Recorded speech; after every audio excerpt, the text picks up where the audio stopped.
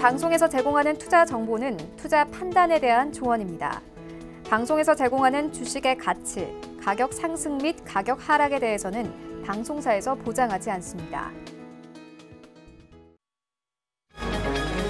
시각 헤드라인 뉴스입니다. 지난주부터 경제 활동을 재개하기 시작한 미국에서 코로나 바이러스 감염증으로 인한 사망자가 9만 명을 넘어섰습니다. 누적 확진자도 150만 명을 넘어서며 섣부른 경제 재개가 아니었냐는 비판이 일고 있습니다. 올해 1사분기 일본 경제가 3.4% 역성장한 것으로 나타났습니다. 외식과 여행 등 개인 소비가 감소했고 세계적으로 경제 활동이 침체되며 수출이 크게 감소했습니다. 재개가 코로나19로 인한 국내외 수요 위축에 이어 미국과 중국의 무역전쟁 재발 우려에 또다시 노심초사하고 있습니다. 강대국 간의 무역전쟁으로 세계 교역이 줄면 수출 비중이 큰 한국은 타격이 불가피하기 때문입니다. GC 녹십자는 개발 중인 코로나 바이러스 감염증 혈장 치료제 GC 5131A를 국내 환자들에게 무상 제공한다고 밝혔습니다. 제약회사가 코로나19 치료제의 전면 무상 공급을 결정한 것은 이번이 처음입니다. 시청자 여러분 안녕하십니까. 오늘장 내일장 출발하도록 하겠습니다. 서정덕입니다. 일단 시장이 다시금 우상향을 좀 해주고 있습니다. 미중 간의 무역 분쟁 우려가 계속해서 나오고 있는 가운데 일본에서 신규 확진자가 20명대로 지금 줄어들었다라는 소식이 지금 전해져 왔습니다. 2달여 만에 가장 적은 수치고요. 이탈리아는 3개월 만에 입국 제한을 좀 해제한다. 6월 9일부터 해제를 한다라고 하는데 이 부분도 어느 정도 지금 비판도 있고요. 기대감도 있는 것 같습니다. 뉴욕주의 단계적 봉쇄 완화 조치가 나오고 있는데 이 부분이 조금 전에 헤드라인으로 좀 짧게 전해드렸다시피 미국 쪽에서 일단은 봉쇄 완화를 하는 것이 섣부른 것이 아니냐라는 얘기도 나오고 있고요. 워낙에 경제 상황이 안 좋기 때문에 하는 부분이 그래도 맞다라는 부분이 굉장히 팽팽하게 맞서고 있는 상황입니다. 어쨌든 그 기대감들이 그대로 올라오고 있고요. 국내에서도 이태원 클럽발 감염자 수가 조금씩 잡혀간다라는 얘기들이 있고 등교도 지금 정상적으로 하겠다, 개학도 하겠다라는 이야기를 밝혀왔기 때문에 어느 정도 조금은 지난주에 비해서는 투심이 살아나는 모습입니다. 코스피 1940선 회복했고요. 코스닥은 695선 회복했습니다. 우상향을 할까요? 지금 계속해서 박스피 상황인데 우리 지수는 이번 주에 어떤 흐름을 가져갈지 하나하나 점검하도록 하겠습니다. 코스피입니다. 자, 보시면 1939, 1940 왔다 갔다 하고 있는 상황입니다. 자, 그렇다면 하루간의 흐름을 좀 정리해 보도록 하겠습니다. 보시는 것처럼 1942 장중 고점이고요. 많이 올라왔죠. 42 올라왔다가 지금 고점 찍고 살짝 지금 차익 실현 매물 나오는데 뭐 밀리는 모습은 아닙니다. 수급 보시면 개인이 683억 원을 사고요. 기관과 외국인이 함께 지금 팔고 있는 상황인데 일단은 외국인의 매도 물량 많이 줄어들었다라고 지금 또 보여지고 있는 상황입니다. 다음 볼까요? 삼성전자, 삼성바이오로직스, 네이버, 삼성전자, 우선주 모두 올라가고요. 오늘은 삼성전자가 좀 크게 올라가 주면서 시장을 끌어가고 있고 SK하이닉스가 반대로 또 하락이 좀 진행이 되고 있는 상황입니다. 다음 보도록 하겠습니다. 셀트리온, LG화학, 삼성, SDI 특히나 오늘 2차 전지 관련주들 크게 상승하는 모습 보여지고 있고요. 잠시 뒤에 코스닥 쪽 볼 때 더 짚어드리도록 하겠습니다. 현대차 일단 운송장비 쪽이 조금 어렵고 완성차 쪽이 어려운 게 쌍용차 지금 감사 의견 거절 얘기가 나왔습니다. 그러다 보니 완성차 업종이 그만큼 어려운 것이 아니냐라는 얘기들이 자연스럽게 나오고 있는 상황이고요. 다음 보도록 하겠습니다. 카카오 지금 보합이고요. SK텔레콤 상승하고 삼성물산, 현대모비스, NC소프트 모두 빠지는데 NC소프트 또 낙폭이 조금 있네요. 다음 보도록 하겠습니다. 695.47입니다. 0.51% 지금 올라가고 있고요. 오늘은 코스피가 코스닥 대비해서 좀 강하게 움직이고 있는 상황입니다. 다음 볼까요? 690까지 밀렸던 지수가 다시금 695까지 올라가고 있고요. 변동폭이 조금 있긴 한데 코스닥은 오늘도 견조하게 올라가주고 있는 상황입니다. 다음 볼까요? 예, 외국인이 들어오네요. 기회수에 91억 원 그리고 개인 사고요. 기관이 파는 모습입니다. 자, 다음 보도록 하겠습니다. 셀트리온 헬스케어, 셀트리온 제약, CGM 모두 다 올라갑니다. HLB 역시 보합권이고요. 펄어비스만 살짝 밀립니다. NC소프트, 펄어비스 필두로 해서 오늘 게임주들은 또 살짝 밀려 내려가고 있는 상황입니다. 다음 보도록 하죠. CGNM 그리고 스튜디오 드래곤 올라가는 가운데 전해드렸다시피 에코프로비엠이 크게 올라갑니다. 이 외에도 2차 전지 관련주들 좀 괜찮은 흐름을 보이는 부분들이 있는 상황인데 일단은 저 2차 전지 같은 경우 이슈가 좀 살아있는 상황입니다. 이재용 삼성 부회장과 그리고 정의선 현대차그룹 지금 부회장이 만났습니다. 전기차 배터리 관련해서 전고차 배터리 관련 의견을 나눈 것으로 전해지면서 단순 의견 교환이었다라고 지난주에 나왔지만 계속해서 시장에서는 주목을 하면서 관련주들이 이렇게 올라가고 에코프로비엠은 엄청난 급등을 매일같이 보여주고 있는 상황입니다. 자, 다음 보도록 하겠습니다. SK모트리얼즈, 제넥신, 원희가 EPS 오르는 가운데 휴젤과 헬릭스미스는 조정이 좀 나와주고 있는 상황입니다. 다음 보도록 하죠. 환율은 올라가는데 큰 폭의 변동 상황은 없는 상황입니다. 지금 종목 상담 활짝 열려 있는데요. 하단에 번호입니다. 100원의 정보 이용료 보관은 샵 0082번을 통해 보내주시면 저희가 2시 50분부터 종목 상담 이어가겠습니다. 금일 본 방송에서 제공해드리는 정보는 투자 판단에 대한 조언일 뿐입니다. 해당 주식의 가치와 수익률 보장해드리지 않는다는 점 참고해 주시기 바랍니다.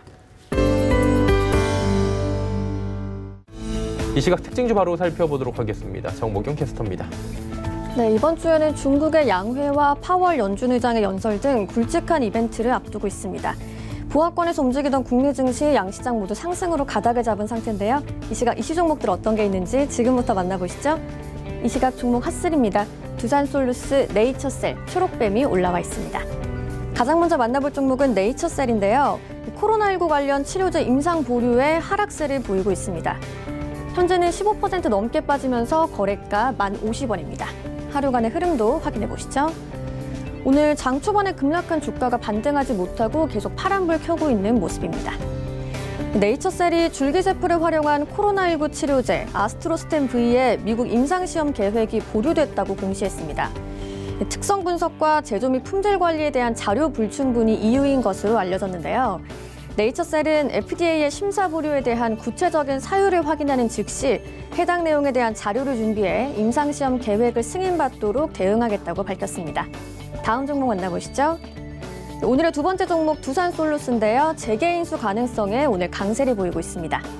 현재는 전날 대비 3.19% 올랐고요. 거래가 34,000원입니다. 하루간의 흐름도 확인해 보시죠. 오늘 오전장에 최고가 35,500원까지 수직 상승한 후에는 상승폭을 조금 줄인 모습입니다. 두산그룹이 두산솔루스 매각에 속도를 낼 전망입니다. 두산그룹과 매각 주관사인 3일 PwC가 지난주 두산솔루스 인수에 관심이 있는 원매자를 대상으로 인수 의향서를 제출받았는데요. 전략적 투자자로 LG그룹과 롯데그룹이 거론되고 있습니다. 또 이외에 글로벌 사모펀드 등 재무적 투자자들도 대거 참여한 것으로 알려지면서 두산솔루스의 본입찰 가능성도 나오고 있습니다. 오늘의 마지막 특징 좀 만나보시죠. 빅히트 엔터와 플래티스 엔터의 합병설에 초록뱀이 강세를 보이고 있는데요. 현재는 전날 대비 3.99% 올랐고요. 거래가 1,825원입니다. 하루간의 흐름도 확인해 보시죠. 오늘 오전 10시경에 최고가 1,925원 터치했고요. 현재는 고점 대비 조금 내려온 모습입니다. 빅히트가 플레디스 인수합병 계약을 체결하고 최종 발표만을 남겨뒀다는 보도가 나왔습니다. 플레디스는 인수합병을 앞두고 소속 가수들과 의견을 교환한 것으로 전해졌는데요. 빅히트는 이와 관련해서 다양한 기회들이 열려 있지만 결정된 바는 없다고 설명했습니다. 한편 이 같은 소식에 오늘 빅히트 관련주인 초록뱀, DPC, 넷마블 등이 강세를 보이고 있습니다. 지금까지 이 시각 특징주 만나봤고요. 주요 암호화폐 시세도 확인해 보시죠. 오후 1시 30분을 기준으로 알아보는 오늘의 코인 시세입니다. 가장 먼저 비트코인 0.49% 오르면서 가격은 1,200만 원대에 형성돼 있고요. 이더리움 3.43% 올랐습니다. 가격은 26만 3천 원대입니다. 다음 코인도 확인해 보시죠. 비트코인 캐시 살펴보시면요. 3.64% 오르면서 가격은 30만 8천 원대, 에어드란 7.68% 강하게 올라주면서 가격은 355원입니다. 다음 암호화폐도 확인해 보시죠. 라이트코인과 이오스 만나보겠습니다. 3.79% 오른 라이트코인 가격은 55,991원, 이오스는 2.44% 오르면서 3,322원에 거래되고 있습니다. 지금까지 오늘의 특징주와 코인 시세 만나봤습니다. 네, 특징주 코인 시세 함께 알아봤고요. 오늘 이슈 바로 점검해 보도록 하겠습니다. 펠리지 투자 리서치 김민수 대표 연결돼 있습니다. 안녕하세요. 네, 안녕하십니까. 오늘은 경제 이슈들, 이번 한 주간의 이슈들 먼저 정리를 월요일이다 보니까 해볼 텐데요. 어떤 점들을 좀 고려할까요? 네, 일단 월요일이다 보니까 나올 수 있는 여러 가지 이슈들 한번 챙겨보게 되면요. 가장 먼저 첫 번째로는 오늘 그 세계보건총회 화상회의가 있습니다. 여기서 이제 중요하게 봐야 될 부분들이 대통령이 기조연설을 할 걸로 보여지고 있는데 그래도 지금까지 코로나19 사태 때로 인해서 나오는 방역에 대해서는 상당히 한국이 모범적이다. 그래서 지금 최근에 K-방역이라는 얘기까지 나올 정도로 이슈가 좀 되고 있는 상황 쪽에서 만약에 이제 정부가 이 방역 관련된 쪽도 어느 정도 어떤 스탠다드가 될 수 있게 좀 키워가겠다라고 하는 정책적인 부분이 나온다라고 하게 되면 관련주들에 대한 기대감도 살아날 수 있다라는 관점 쪽에서 주목을 해야 될 걸로 보여지고 있고요. 두 번째로는 오늘 중국의 4월 주택가격지수와 미국의 5월 NAHB 주택가격 시장지수 모두 발표가 됩니다. 그래서 주택 관련된 지표들 쪽에서 주목을 해야 될 걸로 보여지고 있는데 특히 지금 상황으로 봤을 때 주택 관련된 지표도 또 하나의 중요한 시장의 지표죠. 왜냐하면 상대적으로 부동산이다 보니까 특히 경제 여파와 관련해서 미치는 흐름들이 상당히 크고 위중하게 느껴지고요. 게다가 또 회복 속도 같은 경우도 상대적으로 좀 느릴 수가 있기 때문에 한 번 충격을 받은 부분들이 얼만큼 파장을 일으키느냐라는 부분들 쪽에서 주목해야 될 것 같고요. 또 하나 두 번째는 과거 2008년도 금융위기가 미국의 주택 관련된 쪽에서 어떤 노이즈가 나오기 시작하면서 시장 여파를 크게 흔들었다라고 하게 되면 이런 부분들 쪽에서도 한 번쯤 체크해야 될 지표인데요. 일단 중국 같은 경우는 벌써 작년부터도 그렇게 썩 좋지 못한 하향세를 그리기 시작을 했는데 대표적으로 중국 같은 경우는 어떤 부동산에 대한 관리가 들어가기 시작하면서부터 어느 정도 좀 정체가 되는 모습들 쪽에서 아무래도 이번에 추가적인 어떤 빠른 회복은 좀 힘들다고 봐야 될 것 같고요. 그러나 이제 미국 같은 경우는 급한 하락세를 보인 만큼 이 부분에서 지금이 바닥이냐라는 부분들인데 아직까지 바닥이라는 관점에 대해서는 논하기가 좀 힘들 것 같고요. 여전히 하향 쪽에서 어느 정도 회복세를 언제 어떻게 만들어가느냐라는 부분들이 아무래도 그 경제 봉쇄의 해제와 관련된 부분들 쪽에서의 힌트로 다시 체크해야 될 것 같고요. 또 하나 이제 미국 EU의 재무장관 회의가 이어집니다.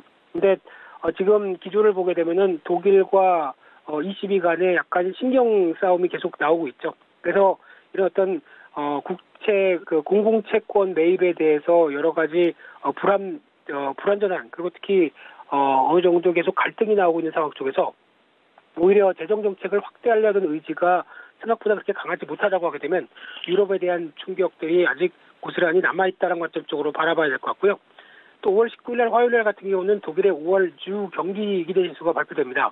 근데 여기서 이제 주목할 부분들은 일단 지금 지난 3월 달 같은 경우는 빠르게 하락했다가 4월 달은 오히려 돌아오기 시작합니다. 그런데 기대 지수다 보니까 심리를 반영한다는 관점 쪽에서 이런 반영된 심리와 함께 어느 정도 회복에 대한 흐름들이 갖춰가느냐가 중요할 것 같은데 여기서 제가 어떤 큰 폭의 하락, 상승 이거보다는 추세적으로 더 이상 크게 하락하지 않고 완만하게 안정적으로 나갈 수 있느냐에 대한 여부들을 확인하는 게 중요하지 않을까라는 관점 쪽에서 일단 중국 지표와 비슷하게는 어느 정도 되돌림이 나왔는데 추세가 완전하게 돌아가기 위해서는 경제 심리가 아직 회복되기에는 조금 더 시간이 필요하지 않을까 이렇게 바라보고 있는 상황들이고요. 또 하나 미국 기업 실적 쪽에서 홈데포, 월마트 관련된 쪽에서 실적을 발표할 것 같은데 특히 홈데포 같은 경우 미국의 DIY라고 하는 그래서 직접 내가 자재를 사서 어느 정도 인테리어나 건축을 할 수 있는 업체라고 보시면 될 것 같은데요. 근데 이제 집에 있는 시간이 오래되다 보니까 오히려 이쪽에 대해서 좀 실적이 늘지 않았겠느냐 이런 관점들인데 그래서 국내에서도 인테리어 관련주들이 올랐기 때문에 이에 따른 연관성들을 같이 체크할 필요가 있다라고 봐야 될 것 같고요. 또한 5월 20일 날 수요일 날 같은 경우는 이제 콘서트도 온라인으로 바뀝니다. 그래서 이번에 K 컨택트 2020 서머가 개최됐는데 CJ ENM이 주최가 되면서 유튜브 온라인 콘서트가 이어지는데요. 그런 어떤 콘서트 시장에서도 변화가 오는지에 대한 첫 시도인 만큼 앞으로의 파장도 지켜봐야 될 것 같고요. 또 하나 두 번째로 미국의 FOMC 의사록이 공개가 됩니다. 근데 연준의 여러 가지 흐름을 봤었을 때는 여기서 특별하게 시장에서 미치는 여파는 좀 제한적이라고 봐야 될 것 같은데 특히 이제 계속 어떤 추가적인 지표가 악화될 때 연준은 계속 어떤 액션을 취할 수 있겠다라고 하는 믿음을 보여주는지도 계속 확인해야 될 것 같고요. 또 하나 유럽의 5월 소비자 신뢰지수 그리고 독일의 4월 생산자 물가지수가 발표가 될 예정인데 최근 들어서 이어지는 소비자 물가지수, 생산자 물가지수 모두 다 글로벌 지표 쪽에서 그렇게 썩 좋지 못하기 때문에 기대감이 낮다고 봐야 될 것 같고요. 또 하나 또 중국의 5월달 대출 우대 금리가 발표가 될 예정인데 이 LPR 같은 경우도 아마 추가적으로 강하게 공격적인 통화 정책을 중국은 쓰지 않을 걸로 보여집니다. 왜냐하면 소비자 물가지수 자체가 워낙 높기 때문에 이를 자극할 만한 통화 정책으로 움직이기는 좀 힘들다고 봐야 될 것 같고요. 오히려 그렇게 되면은 계속 경기 부진을 어느 식으로 계속 활력을 내느냐라고 하게 되면 재정 정책이겠죠. 그와 관련된 양회가 중요할 수밖에 없다라고 보여지고 있는데 마침 5월 21일부터 22일까지 중국의 양회가 개최됩니다. 그래서 21일은 정협, 22일은 전인대가 개최되는데 아마 입법기구에 해당되는 전인대 날짜가 더 중요하지 않을까라고 살짝 생각하고 있고요. 거기다가 이제 이번에는 코로나19에 대해서 우리는 승리했다라고 하는 발언과 함께 올해 GDP 성장률 목표치를 어떻게 가져가느냐 이 부분도 중요하게 봐야 될 것 같고요. 그래서 목표치를 생각보다 높여간다라고 하게 되면 당연히 재정 정책이 강하게 나올 것이다라고 바라보시면 될 것 같고요. 반대로 목표치에 대한 수준이 좀 낮다라고 하게 되면 오히려 기대감이 낮아질 수도 있다는 점도 염두하셨으면 좋겠고요. 그밖에 미국의 4월 경기선행지수와 5월 합성 PMI 예비치가 발표됐는데 특히 그래도 국내 시장이 지금 최근 들어서 보게 되면 글로벌 증시 대비해서 꿋꿋하게 버티고 오히려 좀 견조하다고 보는 게 이 OECD 경기선행지수에 대한 흐름들이 해답이 아닌가 생각됩니다. 특히 한국은 오히려 4월 달 들어서 경기선행지수가 올라왔습니다. 다른 국가들은 일본부터 미국, 특히 유럽 국가들은 오히려 더 심하게 하락세를 보이는데 한국은 오히려 선전하는 모습들을 보여준다는 관점 쪽에서 약간 기대감이 더 생기는 모습들인데 이런 여러 가지 변화 추이도 좀 더 지켜봐야 될 것 같고요. 5월 22일 날 금요일 날 같은 경우는 한국의 4월 관광 통계 그렇게 큰 기대감은 없죠. 게다가 아르헨티나의 채무 재조정 협상 시한이 이어질 걸로 보여지고 있는데 특히 신흥국 리스크에 대한 확대 쪽으로 나오는지의 여부들 한 번쯤 체크할 필요가 있다. 이렇게 말씀드리겠습니다. 예, 한 주간의 일정 또 쭉 정리를 해주셨는데요. 그렇다면 투자 전략을 좀 어떻게 가져가 보는 게 좋을까요? 네, 지금 시장 분위기를 봤었을 때는 아무래도 지표나 실적 모두 별로다, 최악이다라는 쪽으로 이어가는 상황 쪽에서 그래도 시장 반응은 이게 지금 최악을 반영하고 이제 개선될 게 아니냐 그런 관점 쪽에서 앞으로에 대한 기대감을 좀 더 불러일으키는데 무엇보다 이 셧다운 이후에 확진자의 변화라든가 회복 속도가 관건이겠죠. 그런 상황 쪽에서 또 하나 트럼프가 중국의 압박을 계속 이어가면서 미중 무역 분쟁에 대한 2라운드 확대가 계속 이어지고 있는 상황 쪽에서 아무래도 트럼프 대통령의 지지율이 생각보다 더디다라고 하게 되면 계속 압박은 커질 가능성이 높다는 관점 쪽에서 여전히 안고 봐야 될 흐름이라고 생각되고 있고요. 그런 상황 쪽에서 시장은 그래도 좀 견조한 모습들 쪽에서 일단 1차 저항선 1950에서 1970을 시도하는지 여부와 함께 한 1890선은 지지권으로 보여지고 있고요. 그런 차원에서 상대적으로 코스닥 시장의 탄력이 좋다 보니까 오히려 중소형주에 대한 기대감들이 좀 더 높아지는 시점이다라고 봐야 될 것 같고요. 그래서 결론적으로는 종목과 섹터 쪽으로 강화시키자. 특히 실적으로 확인된 코로나19 사태 수혜주 중심으로는 계속 관심이 필요하다. 이렇게 정리해서 말씀드리겠습니다. 예, 전략들까지 함께 들어봤고요. 오늘 말씀 여기까지 듣겠습니다. 고맙습니다. 네, 감사합니다. 셀리지 투자인 리서치 김민수 대표와 함께했습니다. 이슈 칼럼 이어집니다.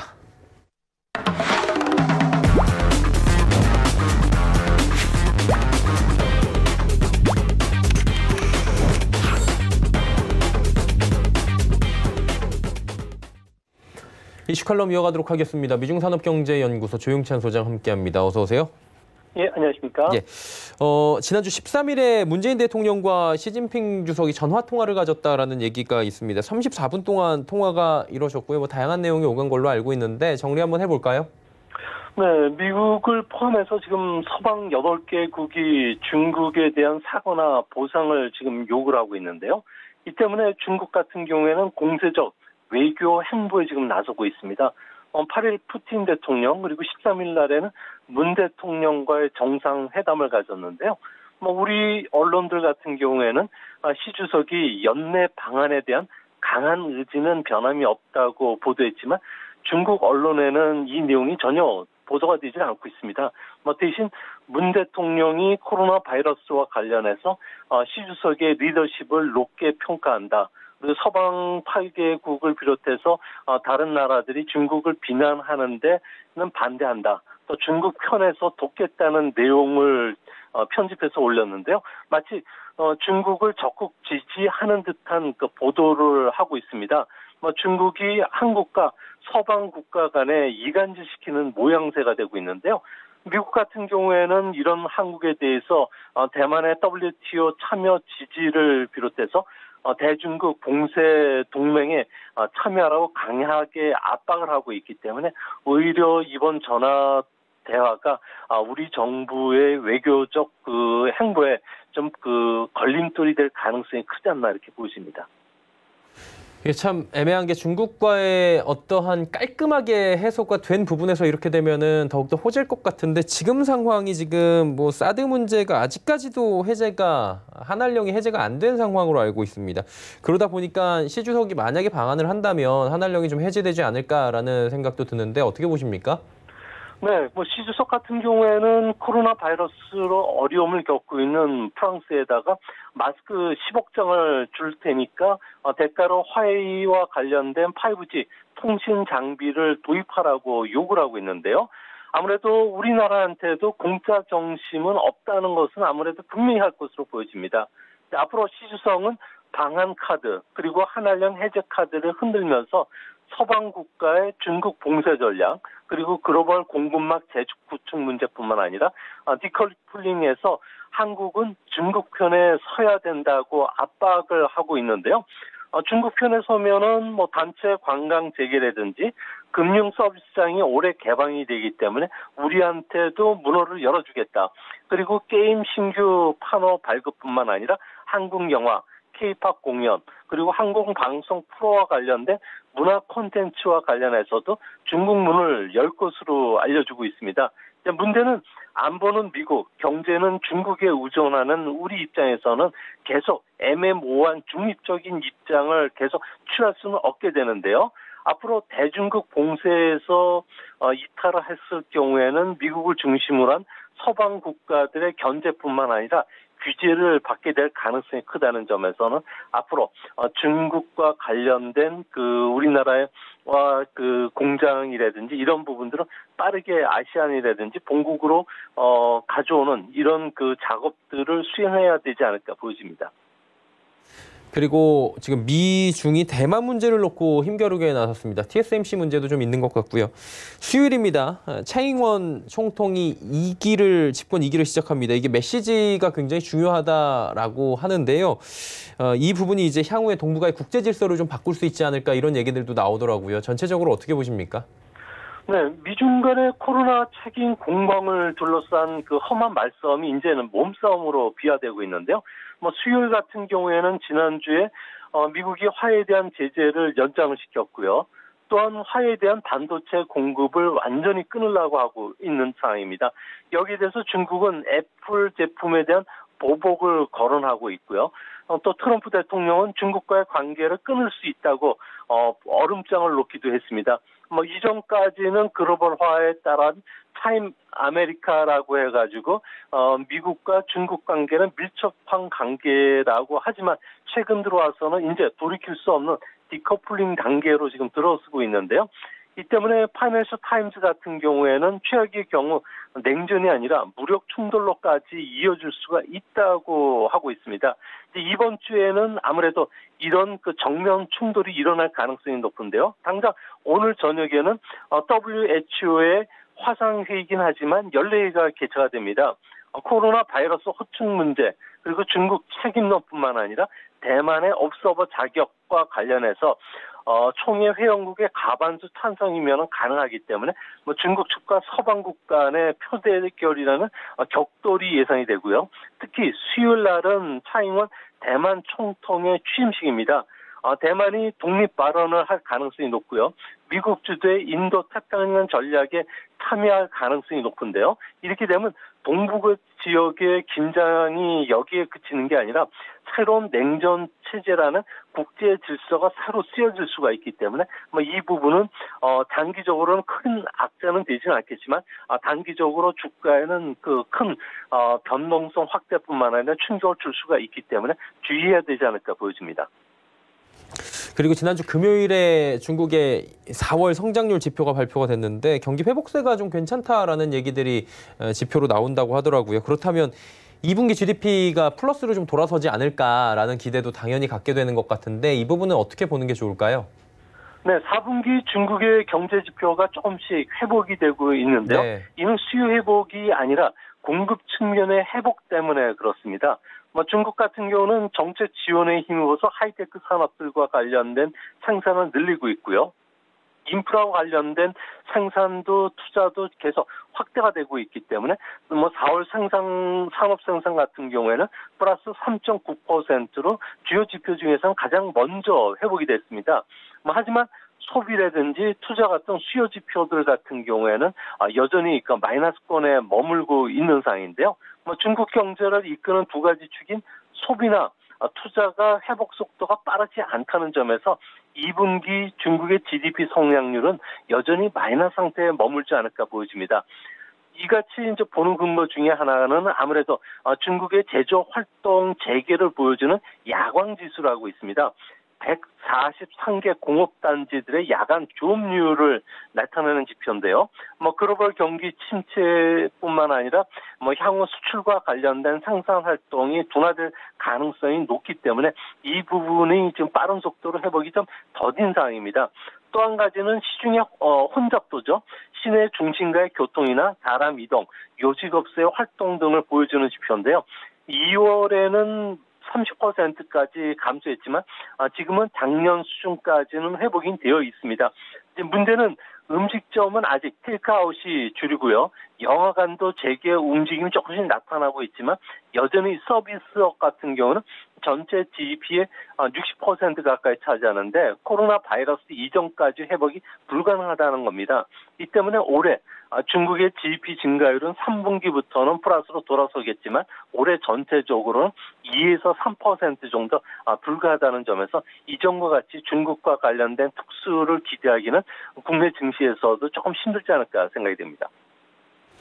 예, 그리고 이번 주에 봐야 할 부분은 사실은 양회 전인대 이 부분인 것 같습니다. 금요일에 베이징에서 전인대 개막되는데 기간은 짧아요. 코로나 때문에 일주일밖에 안 한다고 합니다. 하지만 중국의 성장 엔진에 이목이 집중될 수밖에 없는 대단한 또 지금 행사지 않습니까? 어떤 내용이 좀 발표가 될 것으로 저희가 예측해 볼 수 있나요?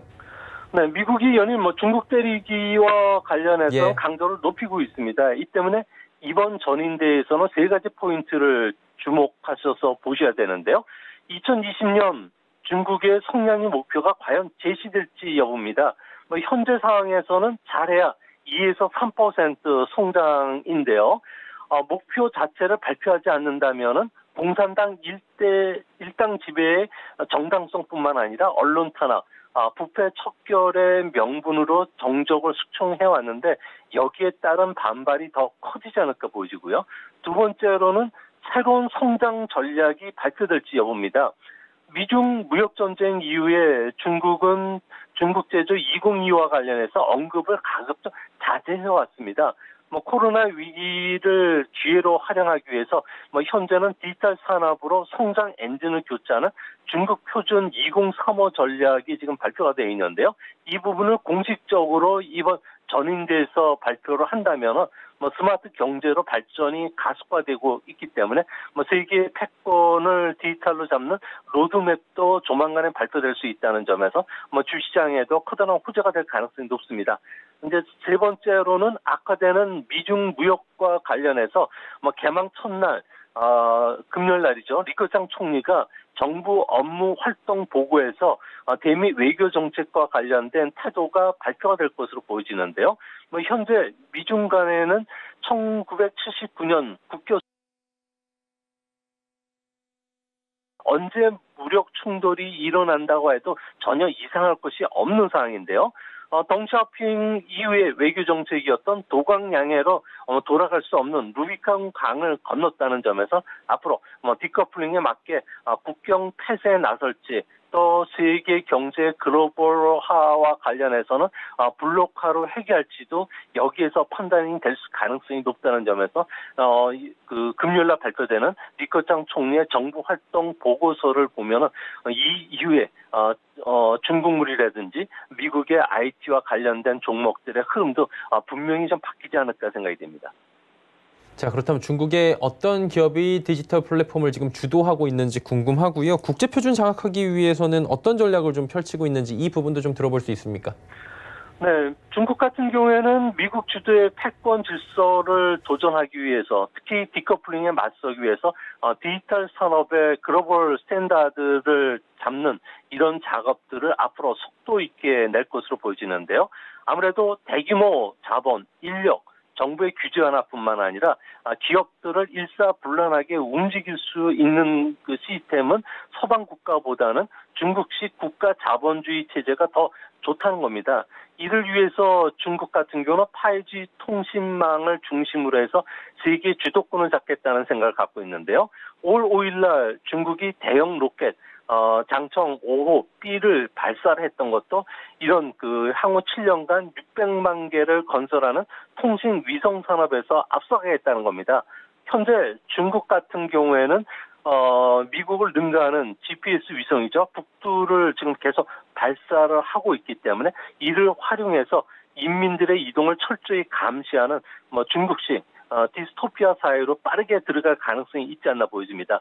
중국은 올해 5G 스마트폰만 100개 기종을 추가로 발표하게 되는데요. 세계 시장의 70%를 장악한다고 합니다. 이 때문에 미국이 화웨이에 대한 반도체 규제로 인해서 삼성전자나 그리고 하이닉스 같은 경우는 악재가 될 가능성이 있지만 오히려 5G 스마트폰이 확대된다면 전체 파이 시장에서는 크게 줄지 않기 때문에 삼성전자의 주가에도 큰 영향을 끼치는 않을 것으로 보여지고요.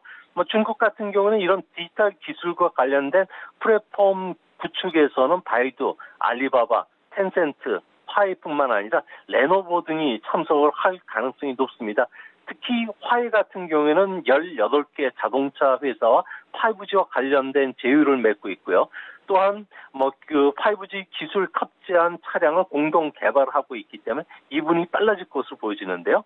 이렇게 되면은 트럼프가 중국에 대한 압박 강도를 계속 높여도 혁신 기세는 꺾이지는 않을 것으로 보여진다는 점에서 중국이 IT 첨단 분야의 국제 표준을 하나둘 만들어 간다면 세계 경제 불확실성은 아무래도 이후에는 미중 간의 충돌 가능성 때문에 더 커질 가능성이 크지 않나 이렇게 보여집니다. 그리고 트럼프 대통령의 중국 대륙이 좀 짚어봐야 될 부분이 있는 것 같습니다. 지금 퇴직 공무원 연금을 통한 주식 투자 중국에 관련해서 모두 다 끊어버리라고 했고요. 관계도 끊을 수 있다고 했습니다. 중국 IT 기업도 지금 탈미국화 움직임이 나온다고 하는데 이게 현실성이 있는 얘기인지 궁금하고요. 지금 상황을 좀 들어볼까요? 네, 코로나 쇼크로 인해서 신냉전 체제로 지금 빠르게 들어가고 있는데요. 미국은 중국에서 공장을 빼고 있고요. 중국은 미국에서 돈을 빼기 시작을 하고 있습니다. 지난 27일 날 같은 경우에는 중국에서 인기 화장품이나 패션 전문 온라인 그 쇼핑몰이죠. 주메이 유핑 같은 경우에도 미국 증시에서 상장을 폐지했고요. 또 인터넷 서우 같은 경우에 그 자회사인 창유도 나스닥 시장에서 스스로 상장을 폐지했습니다. 중국 기업들의 상장 폐지 같은 경우에는 미국 정부가 2013년에 체결된 미중 간 협정이죠.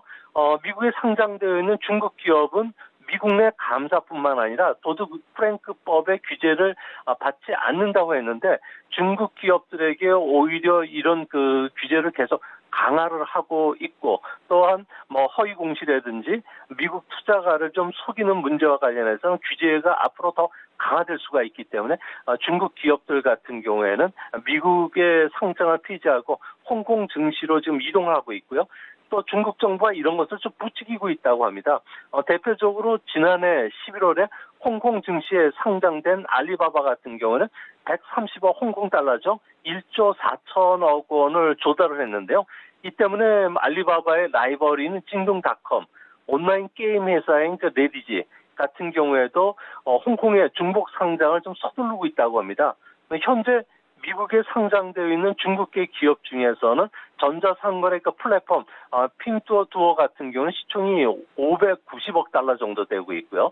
또 검색 엔진 회사인 바이두 같은 경우는 340억 달러 정도 되는데 모두 한 19개사들이 홍콩의 2차 상장을 준비를 하고 있다고 합니다. 이 때문에 자금 조달 규모만 무려 340억 달러 정도에 달하는 자금 이동이 있지 않을까 보여집니다.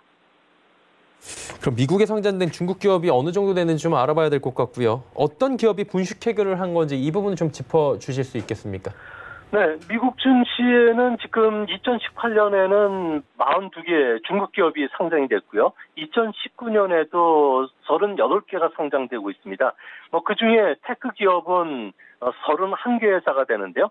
시가총액만 무려 5,257억 달러 정도가 달한다고 합니다. 1위는 알리바바로서 601억 달러고요. 2위는 징둥닷컴으로 461억 달러, 3위는 핑투어도로 336억 달러가 된다고 합니다. 중국 기업들을 미국 투자가들이 좀 위험스럽게 보는 이유는 회계 부정으로 CEO가 해고가 되면서 주가가 폭락한 루이싱 커피가 되는데요. 2017년에 창업한 뒤 매장 숫자만 무려 4,500개까지 늘렸습니다. 스타벅스가 4,200개인 점을 비교하면 사세 확장이 놀라울 정도인데요. 그 과정에 매출액이 부풀려서 발표를 했던 것이 이번에 미국에서 고발을 당했던 그 주요 원인이 됐던 것으로 보여집니다. 또한 교육 관련 기업인 그 GSX 테크 에듀를 비롯해서 중국의 넷플릭스라고 불리는 IH 같은 경우에도 실적과 관련해서 회계 부정 의혹을 받고 있는데요. 많은 기업들이 회계 부정뿐만 아니라 실적 위조, 허위 공시로 인해서 최근 들어와서 주가가 좀 폭락하고 있는 그런 모습이기 때문에 아무래도 중국 기업들 같은 경우는 미국 증시보다는 아무래도 중국이라든지 홍콩 증시가 오히려 더 높은 가격을 받을 수 있다는 점에서 앞으로 홍콩 증시의 상장이 좀 더 많아지지 않을까 보입니다. 예, 오늘 말씀은 여기까지 듣도록 하겠습니다. 고맙습니다. 예, 감사합니다. 미중산업경제연구소 조용찬 소장과 함께했고요. 종목 이야기 이어갑니다.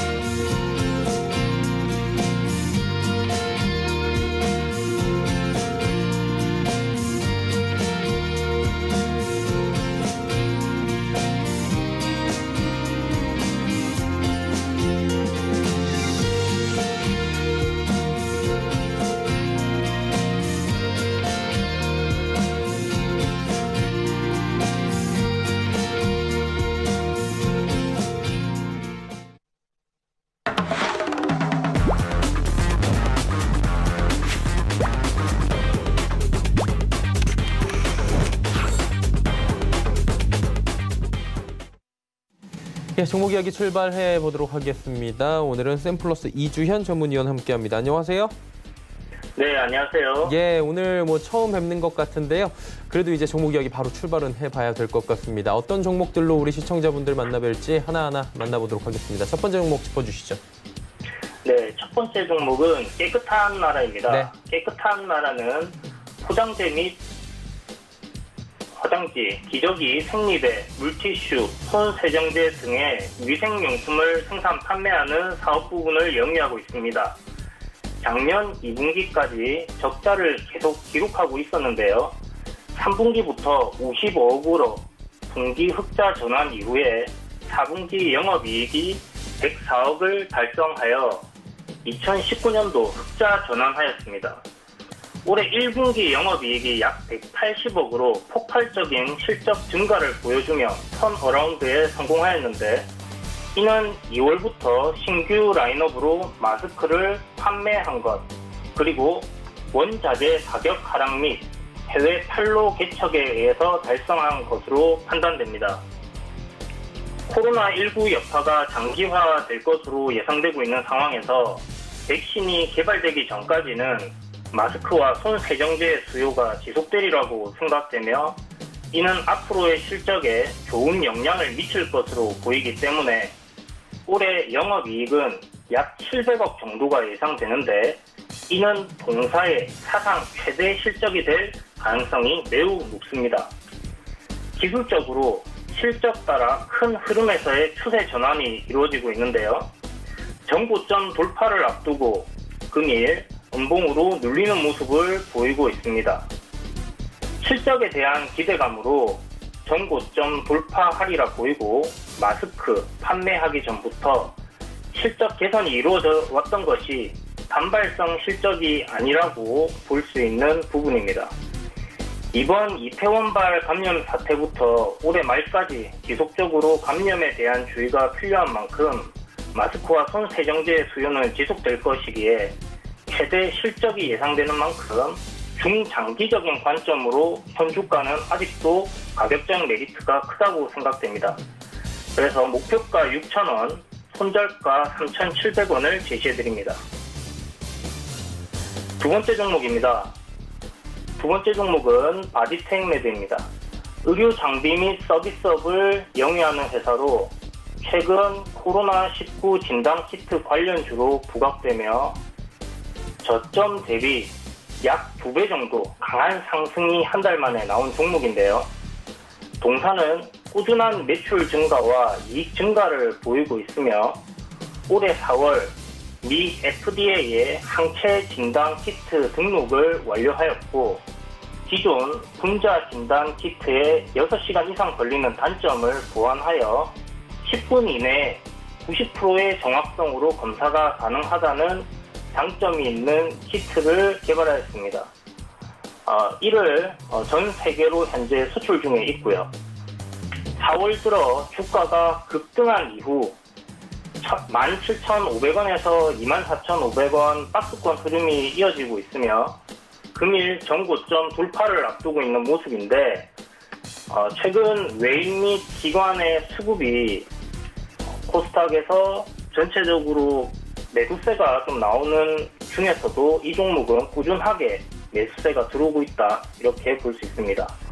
상장 이후 오늘까지 주가 흐름에서 24,500원이라는 가격은 매우 의미가 큰 가격대입니다. 그동안 강한 지지와 저항을 겪었던 가격대인 만큼 바로 돌파하지 못했는데 이번에 24,500원을 돌파 이후에 안착해준다면 28,000원까지 무난하게 상승세가 이어지리라 생각합니다. 그래서 목표가 28,000원, 손절가 21,500원 제시해드립니다. 세 번째 종목은 동진 세미캠입니다. 동사는 반도체 및 평판 디스플레이용 감광액, 발리액, 세척액 등의 전자재료 사업 발포제를 국내외 화학회사에 주로 납품하는 발포제 사업을 영위하고 있습니다. 최근 기관 및 외인들이 시장에서 매도세가 강한 가운데도 이 종목 역시 꾸준하게 매수세가 유입되고 있고요. 한때 일본 테마주로 포토 레지스터 액 국산화를 달성한 수혜주입니다. 그동안 삼성전자, SK하이닉스는 포토 레지스터를 일본에서 수입을 했으나 일본 규제 이후에 동진 세미캠 등으로 조금씩 대체하는 추세입니다. 삼성전자가 동사의 지분을 4.8% 보유할 만큼 기술력과 실적 면에서 매우 안정적인 회사라고 하겠습니다. 실적을 살펴보면 매출과 영업이익이 꾸준히 성장하여 왔는데 작년 영업이익이 47% 증가한 1,000억을 달성하였고 올해 1분기 영업이익이 314억으로 분기별로 실적이 꾸준하게 상승하고 있음을 알 수 있습니다. 올해 약 1,200억 정도의 영업이익을 달성할 것으로 예상되며 현재 개발 중인 EUV 포토 레지스터까지 국산화에 성공한다면 폭발적인 실적 성장이 이루어질 것으로 예상되기에 시장만 크게 폭락하지 않는다면 무난하게 목표 가격에 도달할 것으로 생각됩니다. 코스닥에서 실적이 받쳐주고 우량한 종목을 찾으시는 분들에게 좋은 매매 대상이 되리라 생각합니다. 목표가는 22,000원, 손절가는 14,500원을 제시해드립니다. 네, 동진 세미캠까지 세 종목 주셨고요. 오늘이 첫 출연이기 때문에 단기 접근 리뷰는 오늘 당연히 없고 오늘 그렇다면 단기 접근 해볼 만한 종목이 있을 텐데 하나 짚어주시겠습니까? 네, 오늘 단기적으로 접근해볼 만한 종목은 아디텍 매드입니다. 최근 코로나19 팬데믹 상황이 장기화함에 따라서 그 어느 때보다 신속 정확한 진단이 가능해야 2차, 3차 감염 차단이 가능하고 오늘 뉴스에 나온 것처럼 경제 활동을 다시 시작한 중국에서 감염 사례들로 마을이 봉쇄되고 있는데 이러한 이슈들이 지속적으로 코로나19 관련주가 움직이는 동력으로 작용될 것으로 봅니다. 앞서 언급드린 것처럼 주봉 월봉상의 강한 저항대인 24,500원을 돌파한다면 주가가 한 단계 레벨업이 될 수 있으리라 보이고 있기 때문에 이 종목 단기적으로 공략해본다면 좋은 결과가 있으리라고 생각합니다. 다만 고가권에서의 공략인 만큼 손절 가격을 꼭 지켜주셨으면 좋겠습니다. 네, 손절 라인 꼭 지키자라고 말씀해 주셨고요. 오늘 말씀 여기까지 듣도록 하겠습니다. 고맙습니다. 감사합니다. 네, 샘플러스 이주연 전문위원이었습니다. 금일폰 방송에서 제공해드린 정보는 투자 판단에 대한 조언이었습니다. 해당 주식의 가치와 수익률 보장해드리지 않는다는 점 참고해 주시길 바랍니다. 저희가 준비한 소식은 여기까지입니다. 잠시 뒤에는 마감 임박 60분의 승부 바로 이어집니다. 함께해 주시길 바랍니다. 고맙습니다.